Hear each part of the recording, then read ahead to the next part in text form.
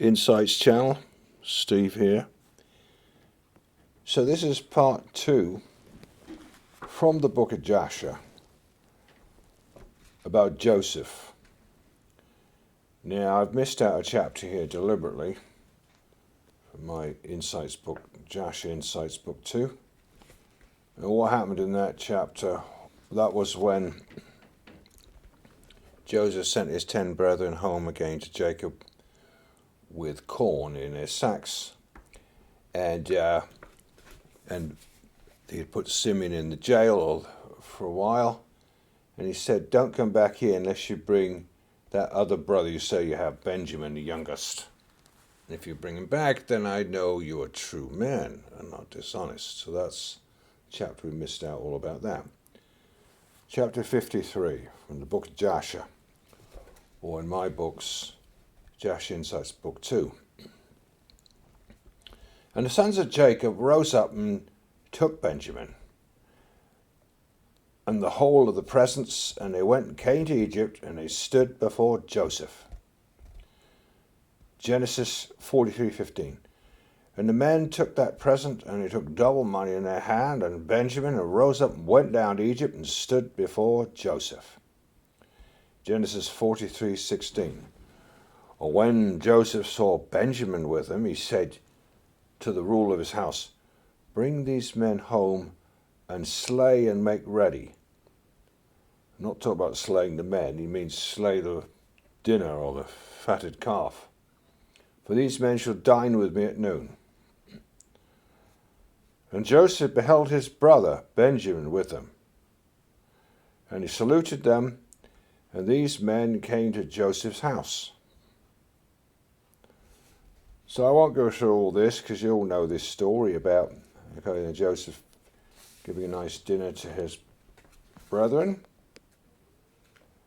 And I'll go to a part in the story that's very interesting, you have not heard before. And Benjamin went up before Joseph and sat upon the throne, and the men beheld the acts of Joseph, and they were astonished at them. And the men ate and drank at that time with Joseph. He then gave presents unto them. And Joseph gave one gift unto Benjamin, and Manasseh and Ephraim saw the acts of their father. They also gave presents unto him. And Osnath gave him one present. And they were, I think that's his wife, Joseph's wife. And there were 5 presents in the hand of Benjamin. Well, Benjamin's probably wondering why he's getting so many presents, not realizing it's his brother Joseph. And Joseph brought them out wine to drink, and they would not drink. They said, "From the day on which Joseph was lost, we've not drunk wine, nor eaten any delicacies." Of course, it's talking about him. And Joseph swore unto them, and he pressed them hard. Remember that Joseph is the right hand of Pharaoh now, but they don't know he's their brother. And they drank plentifully with him on that day, and Joseph afterward turned to his brother Benjamin to speak with him. And Benjamin was still sitting upon the throne before Joseph. This is a funny bit. You get the idea when you read the Bible that Joseph is just this little boy. No, he's not. Look what it says here. And Joseph said unto him, "Hast thou gotten any children?" And he said, "Thy servant has 10 sons. So Benjamin's got more sons than all his brothers. He's got 10 sons. Wow, this is an interesting, very interesting thing that happened here. That's some wisdom that Joseph had, must have learned down in Egypt. Something to do with astrology and such things. Wow. And Benjamin said, "Thy servant is knowing also in all the wisdom which my father taught me." And Joseph said unto Benjamin, "Look now at this instrument." He's got some kind of strange instrument in his hand. "And understand where thy brother Joseph is in Egypt, who you said went down to Egypt." And Benjamin beheld that instrument with the map of the stars of heaven. And he was wise and looked therein to know where his brother was. What kind of instrumentation this and maps, I couldn't tell you how you can discern this. And Benjamin divided the whole land of Egypt into 4 divisions. And he found that he who was sitting upon the throne next to him was his brother Joseph. And Benjamin wondered greatly. And when Joseph saw his brother Benjamin was so much astonished, he said unto Benjamin, What hast thou seen? Why art thou astonished? Benjamin said unto Joseph, I can see by this that Joseph my brother sitteth here with me upon a throne. And Joseph said unto him, I am Joseph thy brother. Reveal not this thing unto thy brethren. Behold, I will send thee with them when they go away. And I will command them to be brought back again to the city, and I will take thee away from them. And if they dare their lives and fight for thee, then shall I know that they have repented of what they did unto me, and I will make myself known to them. And if they forsake thee, when I take thee, then shalt thou remain with me, and I will wrangle with them, and they shall go away, and I will not become known to them. And at that time Joseph commanded his officer to fill their sacks with food, to put each man's money in his sack, and to put the cup in the sack of Benjamin, and to give him provision for the road, and he did so unto them. Of course, you know the rest of that story with them finding the cup in Benjamin's sack, and they got into a lot of trouble.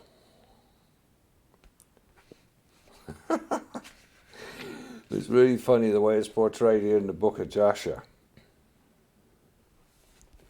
Wow, it's just really something else.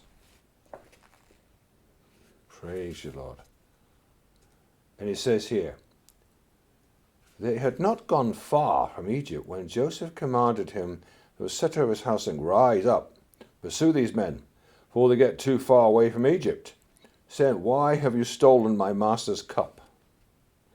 And Joseph also rose up and reached them, and he spoke unto them all the words of Joseph. And when they heard this, they became exceeding wroth, and they said, He with whom thy master's cup shall be found shall die, and we will also become slaves. And they hastened, and each man brought down his sack from his ass, and they looked in their bags, and the cup was found in Benjamin's bag. And they all tore their garments, and they returned to the city, and they smote Benjamin in the road. Poor Benjamin, continually smiting him until he came in the city, and he stood before Joseph. And Judah's anger was kindled. He said, This man has only brought me back to destroy Egypt this day. And the men came to Joseph's house, and they found Joseph sitting upon his throne, and all the mighty men standing at his right and left. And Joseph said unto them, What is this act that you have done, that you took away my silver cup and went away? I mean, it sounds silly, doesn't it? Just over one little cup. But I know that you took my cup in order to know thereby in what part of the land your brother was. And Judah said, What shall we say to our Lord? What shall we speak, and how shall we justify ourselves? God has this day found the iniquity of all thy servants, therefore has done this thing to us this day. They're feeling guilty for the fact they sold Joseph into slavery some 20 years before, and they believe that God's dealing with them severely. Well, he was. And Joseph rose up and caught hold of Benjamin, took him from his brethren with violence, and he came to the house and locked the door at them. And Joseph commanded him that was set over his house, that he should say unto him, Thus saith the king, Go in peace to your father, behold, I have taken a man, in whose hand my cup was found. This gets stronger and stronger now. I mean, it really does. Chapter 54, the book of Jasher, or in my book, Jasher Insights, book 2. And when Judah saw the dealings of Joseph with him, Judah approached him and broke open the door and came with his brethren before Joseph. Comment 1. Now Judah's really getting mad. This story as to how supernaturally strong and violent the sons of Jacob were is not fully portrayed in the Bible. Judah just didn't understand that he was dealing with his long-lost brother, who was just as strong as he was, not to mention both of Joseph's sons Manasseh and Ephraim, who were also just as strong as Judah. And Judah said unto Joseph, Let it not seem grievous in the sight of my Lord, May thy servant, I pray thee, speak a word before thee. And Joseph said unto him, Speak. And Judah spoke before Joseph, and his brethren were there standing before him. And Judah said unto Joseph, Surely, when we first came to our Lord to buy food, thou didst consider us as spies of the land, and we brought Benjamin before thee, and thou still makest sport of us this day. Now therefore, let the king hear my words, and send, I pray thee, our brother, that he may go along with us to our father, lest thy soul perish this day with all the souls of the inhabitants of Egypt. Now how could Judah threaten that? How they could kill the whole country of Egypt? I don't know.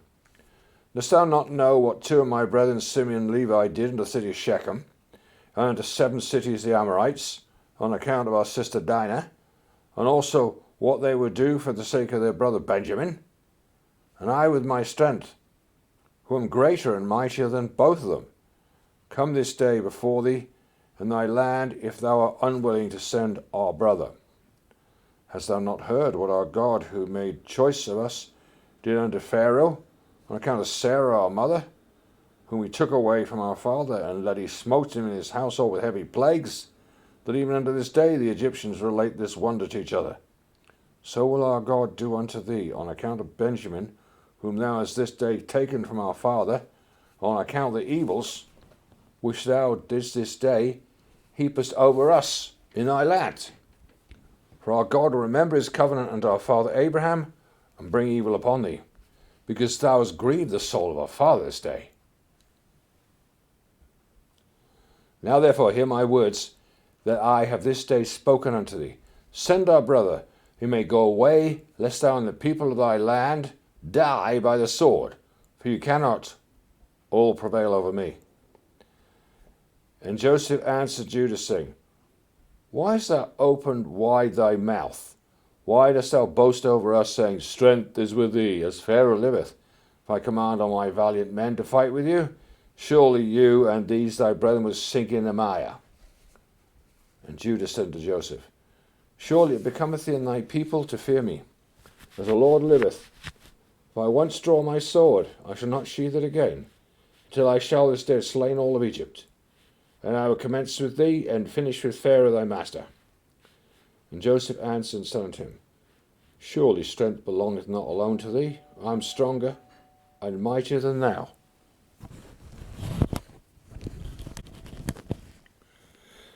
And Joseph answered and said unto him, Surely strength belongeth not alone to thee. I am stronger and mightier than thou. Surely if thou drawest thy sword, I will put it to thy neck, and the necks of all thy brethren. And Judah said unto him, Surely if I this day open my mouth against thee, I'd swallow thee up, that thou be destroyed from off the earth, and perish this day from thy kingdom. And Joseph said, Surely if thou openest thy mouth, I have power and might to close thy mouth with a stone, until thou shalt not be able to utter a word. See how many stones are before us? Truly I can take a stone and force it into thy mouth and break thy jaws. And Judah said, God is witness between us, though we have not hitherto desired to battle with thee. Only give us our brother, and we will go from thee. And Joseph answered and said, As Pharaoh liveth, all the kings of Canaan came together with you. You shall not take him from my hand. Now therefore go your way to your father, and your brother shall be unto me as for a slave, for he has robbed the king's house. And Judah said, What is it to thee, or to the character of the king? Surely the king sendeth forth from his house throughout the land silver and gold, either in gifts or expenses, and thou still talkest about thy little silver cup, which thou didst place in my brother's bag, and sayest that he has stolen it from thee? God forbid that our brother Benjamin, or any of the seed of Abraham, should do this thing to steal from thee, or from anyone else, whether king, prince, or any man. Now therefore cease this accusation, lest the whole earth hear thy words, saying, For a little silver the king of Egypt wrangled with the men, and he accused them, and took their brother for a slave. And Joseph answered, Take unto you this cup, and go from me, and leave your brother for a slave, for it is the judgment of a thief to be a slave. And Judah said, Why art thou not ashamed of thy words, to leave our brother, and to take thy cup? Surely if thou givest us thy cup, or 1,000 times as much, we'll not leave our brother for the silver which is found in the hand of any man, though we will not die over him. And Joseph answered, And why did you forsake your brother, and sell him for 20 pieces of silver unto this day? And why then will you not do the same with this your other brother? And Judah said, The Lord is witness between me and thee, that we desire not thy battles. Now therefore give us our brother, and we'll go from there without quarrelling. And Joseph answered and said, If all the kings of the land should assemble, they'll not be able to take your brother from my hand. And Judah said, What shall we say unto our father, when he seeth that our brother cometh not with us? We'll grieve over him. And Joseph answered and said, This is the thing you should tell unto your father, saying, The rope's gone after the bucket. What a strange expression. Comment 2. What does Joseph mean by stating, the rope has gone after the bucket?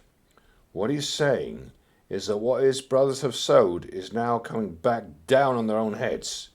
Yeah, because Joseph knows full well what they did to him, how they made him suffer for 20 years. They didn't yet realize that this ruler standing in front of them was in fact their long-lost brother, whom they sold into slavery when he was only 17 years old. A very cruel act indeed. So is any wonder that Joseph wanted to severely test his brothers to see if they had changed in the character after all these 20-some years. And Judah said, Surely thou art a king, and why speakest thou these things, giving a false judgment? Woe unto the king who is like unto thee. And Joseph answered and said, There's no false judgment in the word I spoke on account of your brother Joseph. For all of you sold him to the Midianites for 20 pieces of silver, and you all denied it to your father, and said unto him, An evil beast has devoured him. Joseph has been torn in pieces. And Judah said, Behold, the fire of Shem burneth in my heart. Now I will burn all your land with fire. And Joseph answered and said, Surely thy sister-in-law Tamar, who killed your sons, extinguishes the fire of Shechem. Oh, it's not so wise for Joseph to be goading on his brother Judah. Oh, although he deserves it, I know he does. And Judah said, If I pluck out a single hair from my flesh, I'll fill all Egypt with its blood. And Joseph answered and said, Such is your custom to do as you did to your brother whom you sold. And you dipped his coat in blood and brought it to your father, in order they might say, An evil beast devoured him, and here's his blood. When Judah heard this thing, he was exceedingly wroth, and his anger burned within him. And there was before him in that place a stone, massive stone, the weight of which was about 400 shekels. And Judah's anger was kindled. He took the stone in one hand, cast it in the heavens, and caught it with the other hand. And he placed it afterwards under his legs. He sat upon it with all his strength. The stone was turned into dust from the force of Judah. Now that has got to be superhuman strength. Wow. And Joseph saw the act of Judah, and he was very much afraid. But he commanded Manasseh, his son, who also did with the other stone the same thing as Judah had just done. Judah said unto his brethren, Hey, let not any man say, This man's an Egyptian, but by this doing, this thing he is of our father's family. Comment 3. Here we see Manasseh do exactly the same thing with the stone that Judah had just done, and yet Joseph's brethren didn't even recognize that Joseph was their long-lost brother. They even stated that no one had this kind of strength as also manifested by Manasseh, unless he was one of the sons of Jacob, which he in fact was. Well, he was in fact Jacob's grandson. And Joseph said, Not to you only is strength given, for we are also powerful men. And why will you boast over us all? And Judah said unto Joseph, Send, I pray, our brother, and ruin not thy country this day. And Joseph answered and said unto him, Go and tell your father, an evil beast hath devoured him. Talk about Benjamin, as you said concerning your brother Joseph. And Judah spoke to his brother Naphtali, and he said unto him, Make haste, go now, number all the streets of Egypt, and come and tell me. And Simeon said unto him, Let not this thing be a trouble to thee. Now I will go to the mount, and take up one large stone from the mount, and level it at every one in Egypt, and kill all in it. And Joseph heard all these words his brethren spoke before him. They did not know that Joseph understood them, for they imagined that he knew not to speak Hebrew. And Joseph was greatly afraid of the words of his brethren, lest they should destroy Egypt. And he commanded his son Manasseh, saying, Go now, make haste, gather unto me all the inhabitants of Egypt, all the mighty men together, and let them come to me now upon horseback, on foot, and all sorts of musical instruments. And Manasseh went and did. And Naphtali was as Judah had commanded him. For Naphtali was light-footed as one of the swift stags, and he could go upon the ears of the corn, and it would not break under him. And he went and numbered all the streets of Egypt, and found them to be 12, came hastily and told Judah. And Judah said unto his brethren, Hasten you, and put on every man his sword upon his loins. We will come up over Egypt and smite them all. Let not a remnant remain. And Judah said, Behold, I will destroy 3 of the streets with my strength, and you shall each destroy 1 street. And when Judah was speaking this thing, behold, the inhabitants of Egypt and all the mighty men came towards them with all sorts of musical instruments, and with loud shouting. And the number was 500 cavalry, and 10,000 infantry, and 400 men who could fight without sword or spear, only with their hands and strength. And all the mighty men came with a great storming and shouting, and they all surrounded the sons of Jacob, and terrified them. And the ground quaked at the sound of their shouting. Well, we're going to have to stop it there for now and continue next time. The story just gets better and better. So this is from the book of Jasher, the Hebrew book of Jasher. And I admit it's fantastically written, incredibly well written, thousands and thousands of years ago. Amazing Hebrew book here. And that is from the book of Jasher, or my book, Jasher Insights, book 2. And that was taken from chapter 54. And we'll continue to read next episode. So thanks for listening. So I would encourage you to get my books like Jasher Insights, book 1 and 2. Get Jubilee's Insights, Eden Insights, Enoch Insights, Esdras Insights, Testament of the 12 Patriarchs Insights, the new Esdras Insights. You can get the books from Amazon, or you can order them straight from me at stephen.strutt@btinternet.com. And I'm offering the books for special offer right now for Christmas. And that is, if you buy 3 books, you get 1 book for free. There are 10 books altogether. Or in real terms, there's 9 books, because the last book is the same as the second one. It's just the last book's a new edition, so it's 3 times the size as the second book. So you've got 9 books. But for every 3 books people buy, I'll give them 1 for free. That's if you order it from me, Steve, at stephenph.strutt@btinternet.com. That's just from now to Christmas. So thanks for listening. Bye for now.